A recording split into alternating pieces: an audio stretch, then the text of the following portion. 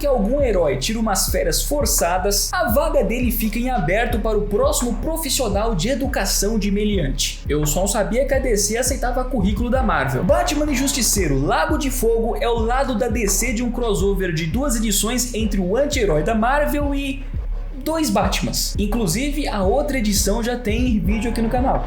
E eu espero que eu esteja apontando pro lugar certo. E não, o Frank não lida com o Bruce numa edição e o Wayne depois. Mas já que a Lago de Fogo se passa depois da queda do morcego, quem tá no manto do Chiroptera Botanicus é um dos mais famosos servos de São Dumas, Jean Paul Valley, também conhecido como Azrael, que pra mim é um crossover perfeito entre a Ordem dos Templários e o Credo dos Assassinos. Imagina o Shay Cormac com essa armadura. E eu sei que eu tô mostrando o Michael Lane do Arkham City e não o Jean Paul Valley. Não precisa comentar aqui embaixo não, pode ficar tranquilo. De qualquer maneira, a HQ traz uma proposta muito direta. O Retalho foi pra Gotham colocar um grande golpe em andamento na ausência do morcego original. Obviamente que, sabendo disso, o Francisco Castelo sai de Nova York e vai atrás do nosso amigo com desarmonização facial, trombando não apenas com o Coringa no caminho, mas com o próprio substituto das trevas, desencadeando a clássica dinâmica dos personagens diferentes que precisam se unir por um objetivo em comum antes deles resolverem as suas diferenças na linguagem de sinais, mas usando 1 ou 2 palavras só. E isso, nas 46 páginas de história, cria uma narrativa bem direta e que abre espaço para a sequência na edição da Marvel, que ao invés de contar com Azrael já tem o Bruce Wayne de volta no manto do morcego, o que pode soar um tanto estranho para quem estava por fora dos arcos do herói da época, mas tudo bem. Contudo, para quem só leu a edição da Marvel, por exemplo, pelo menos essa diferença faz com que ela funcione muito bem como título isolado, ou seja, você não tem que ler a anterior para entender o que aconteceu nela. Então até que deu para entender o porquê dessa escolha. E se você parar para pensar, o arco das 2 HQs é extremamente semelhante, para não falar igual, a ponto de parecer que pegaram assim a mesma proposta, deram para 2 pessoas diferentes e falaram: ó, cada um de vocês desenvolve uma aí, a gente vai postar as 2. E assim como na edição da Marvel, Lago de Fogo tem uma arte interessante, mas pouco desenvolvimento em algumas partes, especialmente na relação entre os personagens, o que já é de se esperar de uma HQ mais curta. Porém, eu pelo menos posso dizer que o combate entre os dois vai além de um único soco. No final, HQs como essas servem pra gente lembrar de um tempo onde os crossovers mais improváveis eram prováveis. Elas não são o ápice narrativo da década de 90, mas certamente ocupam um lugar no coração de quem já se perguntou: e se para essas misturas da época da famosa, mas não tão aclamada amálgama? E agora a gente chegou no resumão com spoilers. Então você já sabe o esquema, né? Se não for inscrito, já se inscreve, deixa o like, compartilha e considere ser avisado. A história começa com o nosso Bat-Fake se aproveitando das tecnologias do original para atuar como uma versão mais paranoica e talvez esquizofrênica do morcego. Enquanto isso, nosso querido Francisco Castelo chega na cidade e faz uma visitinha ao boteco local a fim de fazer algumas perguntas sobre o Retalho, obviamente se comunicando na clássica linguagem de sinais. Umas ameaças e sopapos depois, um dos capangas do bar diz que existe um cara trabalhando para o Retalho que sempre tá numa igreja lá pelas 11 horas da noite, o que claramente mostra que as missas em Gotham City têm um fuso horário bem diferenciado. Deve ser aquelas igrejas que já emenda com balada, tá ligado? Contudo, na página seguinte a gente descobre que toda essa algazarra foi armada pelo próprio Retalho a fim de levar o Frank até a tal igreja, onde uma freira já esguicha uma parada na cara dele, basicamente o tirando de ação e enfraquecendo todos os seus sentidos. Nesse meio tempo a gente tem aquela dose clássica de exposição, onde o Retalho disserta sobre o seu plano de usar um combustível diferenciado que queima até mesmo na água para incendiar o reservatório de água de Gotham, forçando-os assim a contratar a única empreiteira com condições de corrigir os estragos, que é uma fachada do Retalho, obviamente. De volta à igreja em chamas, o Batman aparece para salvar a noite, né? Se unindo temporariamente ao Justiceiro para pegar os criminosos envolvidos no plano do Retalho, que eles ainda não sabem exatamente como que funciona. O que resulta nos dois saindo na porrada com russos seminus que se comunicam como títulos de vídeos no YouTube tentando evitar a desmonetização. No final, ambos se separam e o Batman encontra o Retalho e o seu capanga científico Reimer conversando sobre o tal plano de tacar fogo na água. E aí ele captura o cientista enquanto o vilão foge, pra muito em breve dar de cara com outro visitante inusitado em Gotham. Enquanto isso, o morcego vai até o tal reservatório e acaba chegando no exato momento em que uma explosão inicia o incêndio aquático, o forçando então a desviar a rota do combustível em chamas para uma rua lateral, o que poderia ser tão perigoso e ruim quanto, mas eu acho que o roteirista não se importou. Não muito longe, o Justiceiro engaja no combate contra o Retalho, o jogando do terraço, mas como a gente sabe que ele aparece na sequência, sem ser revivido por um poço de Lázaro ou congênere, é óbvio que o Batman o salva antes que ele atinja o chão, deixando-o amarrado e pronto para estabelecer a sequência da HQ num papo deveras amistoso junto com Coringa, o que nos leva à conclusão desse encontro mitológico, com o castelo e o vilarejo saindo na mão por algumas páginas, até que o Frank use uma das próprias granadas de gás do Batman contra ele, incapacitando-o por tempo suficiente para finalizar o serviço, mas é óbvio que ele não faz isso e só vai embora mesmo. E assim o Valley fica para trás, falando sozinho como de costume. E é dessa maneira que se encerra Lago de Fogo, uma HQ simples com um crossover interessante que, assim como a sua segunda edição, me deixou desejoso por uma HQ que trabalhasse melhor essa relação, que fosse mais aprofundada nesse tema, já que as diferenças entre os dois dariam um ótimo conflito não só físico, mas também de ideais. Pena que, principalmente para os dias de hoje, as chances disso acontecer são tão ínfimas quanto um futuro brilhante para o Brasil. Mas aí, relembrar é viver, né? Por hoje é só, eu espero que você tenha gostado desse conteúdo, e se você gostou, aquele combinadinho marotesco, deixa um like, se inscreve se não for inscrito e compartilha com mais alguém. Eu vou ficando por aqui, fiquem com Deus e tchau, tchau!